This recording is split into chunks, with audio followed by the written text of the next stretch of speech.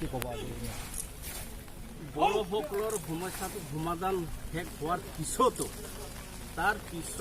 আমি আমাৰ যিসকল বড়োসকলৰ কাৰণে যি মাৰ্টিয়াৰ হ'ল তেওঁলোকক আমি সদায় শ্ৰদ্ধা জনাই থাকিম। আজি বুলি নহয়, not only on this day the 31st the martyrs day, এইটো বুলি নহয়, আমি পিছতো বড়োসকলৰ সমস্যাটো সমাধান শেষ হোৱাৰ পিছতো আমি জাতিৰ কাৰণে তেওঁলোকৰ সুপ্ৰিম চেক্ৰিফাইচ আৰু লাইফছটো বলিদান দিলে আমি তেওঁলোকক এনি টাইম এভৰি টাইম ইটাৰনেলি আমি তেওঁলোকক শ্ৰদ্ধা দি থাকিম। আৰু আজিৰ মাৰ্টিয়াৰ্ছ ডেত আমাক একটা প্ৰেগমেটিক আৰু বল্ড একটা ষ্টেপছ আৰু যিকেইটা কথা তেওঁলোকে শিকাই গ'ল, এইটো কথাটোকে লৈ আমি ভাৰত চৰকাৰ অসম চৰকাৰৰ লগত আমি আলোচনাত আমি ব্যস্ত হৈ আছোঁ। আৰু ভাৰত চৰকাৰ আৰু অসম চৰকাৰৰ লগত যিটো নেকি আলোচনা, এইটো আলোচনাটো খুব একটা পজিটিভ ডিৰেকশ্যনত গৈ আছোঁ বুলি আমি কওঁ। যে আজি NDFB প্ৰগ্ৰেছিভ বা NDFB এজ এ হ'ল য'তে থাকক নাথাকক, কোনোবা জেলতে থাকক বা কোনোবা বিদেশতে থাকক বা ক'তে ঘৰতে থাকক, আজি 31তম যিটো নেকি মাৰ্টিয়াৰ্ছ ডে, এইটো মাৰ্টিয়াৰ্ছ ডেটো সকলো আজি এইটো অবজাৰ্ভ কৰি আছে। আৰু এইটো এটা চিন যে আজি বড়োসকলে বা NDFBয়ে আজিৰ তাৰিখত প্ৰতিষ্ঠা দিৱসৰ পৰা 31তম মাৰ্টিয়াৰ্ছ ডেটো অবজাৰ্ভ কৰিব পাইছে, এইটো আমাৰ কাৰণে খুব ডাঙৰ বিষয়। এটা শান্তি আলোচনা আজিৰ দিনলৈ 15 বছৰ অফিচ যাব ধৰিছে, তথাপি প্ৰগ্ৰেছিভ নহয়, এই ক্ষেত্ৰত কি ক'ব বিচাৰে? যদিও বা ডিৰেকশ্যন ভাল।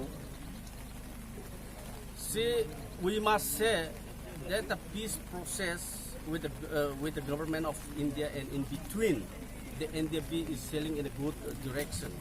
As you know, আপোনালোকে একটা কথাটো আপোনালোকে when we go back to our history, when after the signing of the ceasefire in 2005, there was a conflict in between, in the 2008 আমাৰ একটা riots হৈছে, 2010 আমাৰ একটা riots হৈ গ'ল, 2012 আমাৰ একটা riots হৈ গ'ল, and also in 2014 আমাৰ একটা riots হৈ গ'ল। তো আমি পিচ প্ৰচেছৰ এইটো 8-9 বছৰত আমি কোনো একটা কিবাত আমি যাব পৰা নাই, because of the rights, because of the internal disturbances. আৰু এইটো ইণ্টাৰনেট ডিষ্টাৰ্বেঞ্চেছ কমপ্লিটলি গভৰ্ণমেণ্টৰ ষড়যন্ত্ৰ বুলি আমি ক'ম। But after 2014, when there is a BJP government in Delhi and so also in the state, আমাৰ যিটো নেকি পিচ প্ৰচেছ সেইটো দ্য ৰাইট ডিৰেকশ্যনত গৈ আছে। আৰু যিহেতু তেওঁলোকে 2014 তেওঁলোকে ইস্তিহাৰ, যি বিজেপিৰ ইস্তিহাৰত তাতে স্পষ্ট বড়োসকলৰ সমস্যাটো সমাধান কৰিব বুলি তেওঁলোকে কৈছে।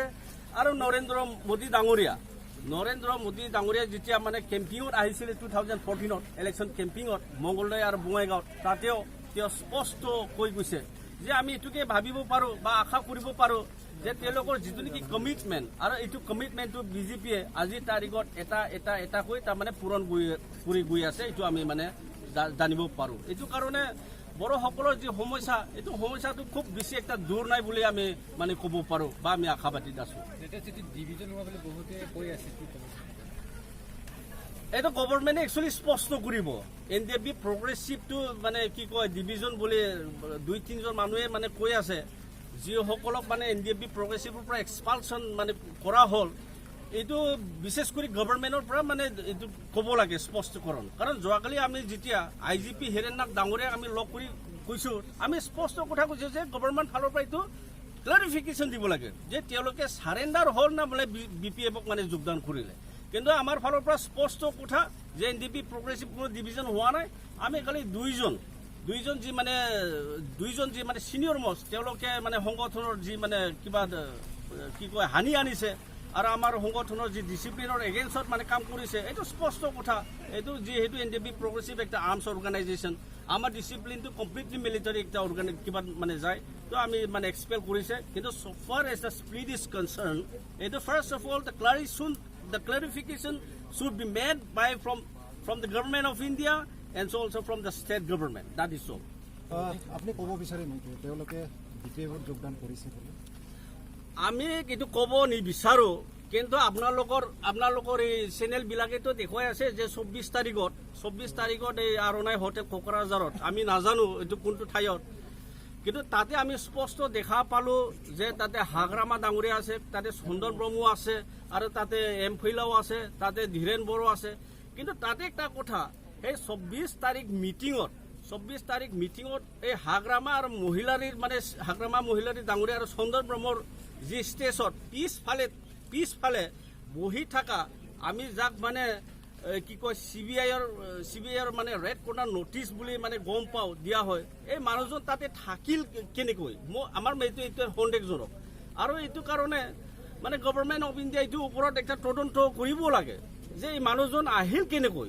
যি মানুহজন মানে খুব ড্ৰেটেড একটা মিলিটেণ্ট, এইটো জানে আপোনালোকে। তেওঁ মানে ক'ত কি কয়, he has been the issued the notice of CBI red corner. So' that is all from our side. এইটো মানে যিটো নেকি 24 তাৰিখৰ যি মিটিং, এইটো মিটিঙে মানে তাতে বুজা যায়। আৰু আজিকালিৰ যিটো নেকি তেওঁলোকৰ চাল চলনা ক'তবা মানে এইটো মানে আৰু ক'ব বাকী নাই। এইটো তেওঁলোকে কাৰ হৈ কাম কৰি আছে বা কাৰ হৈ মানে মাত মাতি আছে, এইটো স্পষ্ট কথা।